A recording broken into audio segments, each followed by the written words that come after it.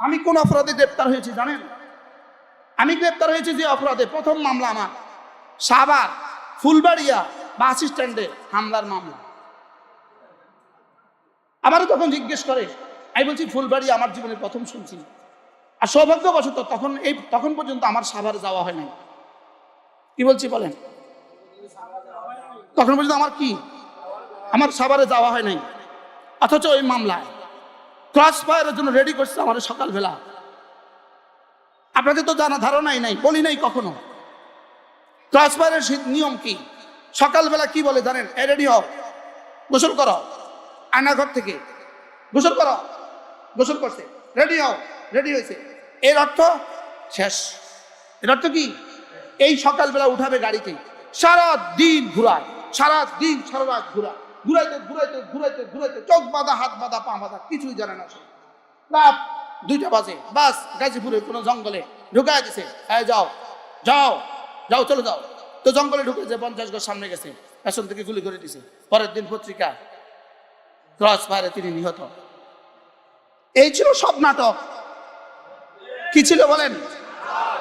যেদিন এভাবে আমারও বলছে উঠেন, রেডি হন, কি ছিল সকালবেলার ওই অবস্থা?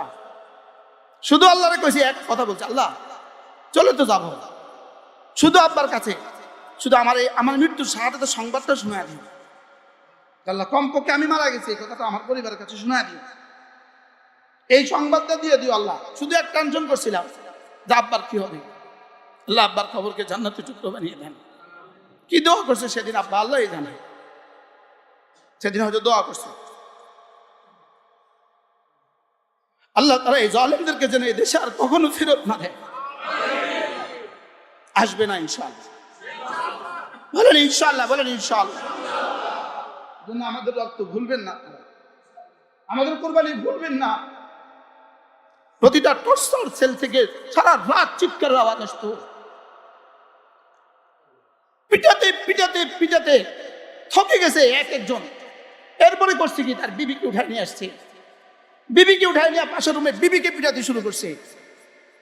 বিবিকে কেন পিটাইতো? বিবি চিৎকার স্বামী শুনতো, স্বামীর চিৎকার বিবি শুনতো। এভাবে করছে। পৃথিবীর কোন জালেমকে রব ছেড়ে দেয় না।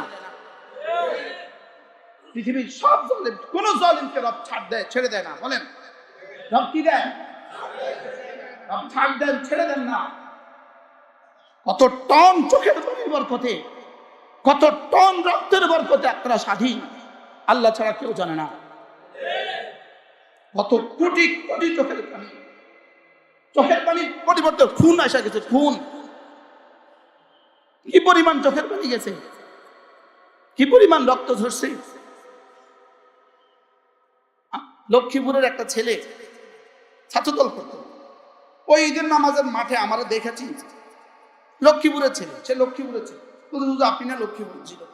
ও বলতেছে হুজুর লুঙ্গি 2টা ছিঁড়ে গেছে হুজুর, লজ্জা নিবারণের কিছু নাই হুজুর, কোনো কাউকে সাক্ষাৎ দেয় না, সুযোগ থাকলে আমার একটা লুঙ্গি দিবেন। ওই দিন নামাজের মাঠে ঝরঝর করে কাঁদতেছিল। নির্যাতনের পরে রব্বে কারীম আমাদেরকে কিছুটা কথা বলার সুযোগ দিয়েছেন। কি ভাই, কি পরিমাণ নির্যাতন! পুরো রমজান মাস প্রতিদিন যে ভাত, কি করব, প্রতিদিনের ভাত হাত দেওয়ার আগে গোবর যেমন এমন পচা চাল, মুখে লোক পাতলার কোন ব্যবস্থা আছে? পাতাল যেটা ইন্ডিয়া ফেলে দিছে নদীতে, সেটা তুলে নিয়ে আসছে, পচা দুর্গন্ধ চাল। বুঝেন নাই? এটা দিয়া সেহরি খাও। সেহরি খানাটা দিছে কখন? 2টা বাজে, দিনের 2টা বাজে। বুঝেন নাই? এতগুলো মানুষ জোহরের পরে খানা দিয়ে দেয়, খাও কখন? খাও সেহরির সময়। এবার বলেন ওই পচা ভাতের কি অবস্থা? বলেন কান্নাটা কেমন আসছে? তরকারিও পচে গেছে, ফ্রিজ আছে রুমে, তরকারিও পচে গেছে, ভাতও পচে গেছে। সেহরি খাও, খাও সেহরি। তরকারি কি? প্রতিদিন মাইরা চিনেন নি?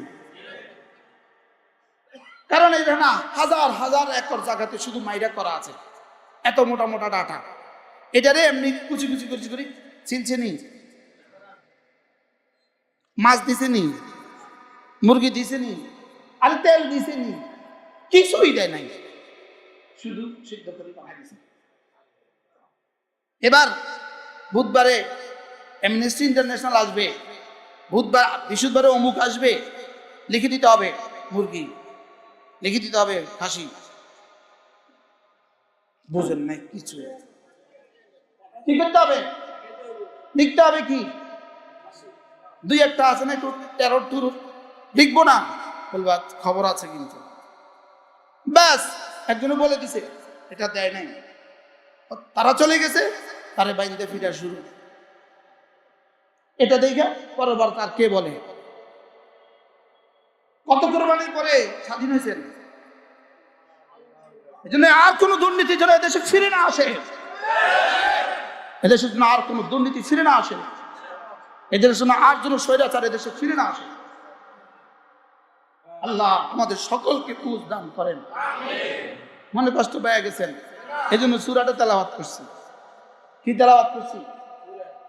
একটা সূরা তোদের সামনে তেলাওয়াত করছি, ওয়াল ফজর ওয়াল ফজর ওয়া লায়ালিন আশর ওয়াশ শাফঈ ওয়াল ওয়াতর।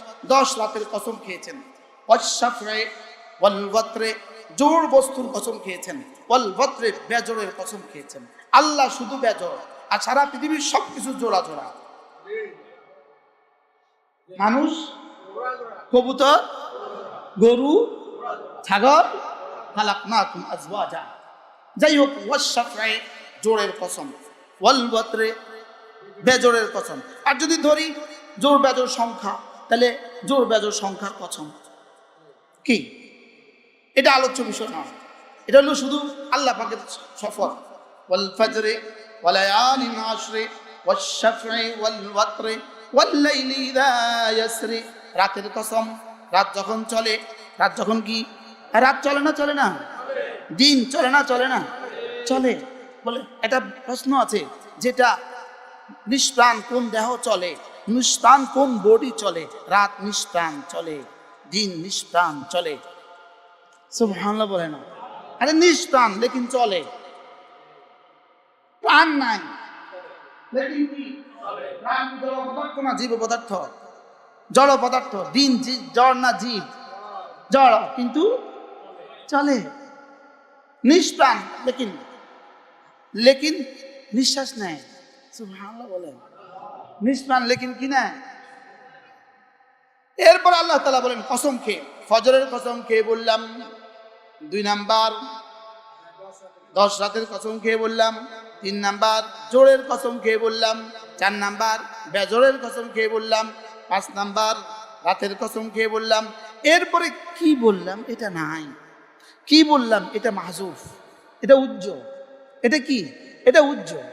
আজীব বিষয়, এতটা কসম খেয়ে কি বলবেন এটা উজ্জ্বল। এটা কি? আল্লাহ তাআলা বলেন আমি কি বলতে চাই তুমি বুঝে লও। সুবহানাল্লাহ বলেন। আমি বললাম আল্লাহ, মুফাসসিরিন বলেন কি উজ্জ্বল?